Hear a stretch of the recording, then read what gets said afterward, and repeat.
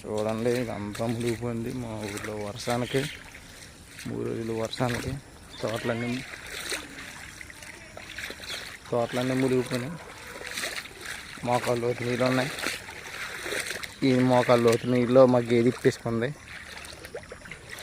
కొట్టడికి కట్టిన తాళ్ళు లేపుకుని పాపం మేత లేక గడ్డి లేక పచ్చగడ్డి లేక నన్ను ఏడిపిస్తుంది పొద్దున్నే. ఇవన్నీ ఇక ఇల్లులు ఉన్నాయి అక్కడ. ఇక మన వర్షానికి అక్కడ కనిపించే రేకు షెడ్ పడిపోయింది. ఇక నీళ్ళు ఇవి ఉన్నాయి, మోకాళ్ళ లోతు నీళ్ళు. దోమలు భయంకరంగా ఉన్నాయి. ఇవన్నీ గేదె అదిగోండి ఇప్పేసుకుని ఇక్కడికి వచ్చేసింది. ఇక్కడ మేతుంది.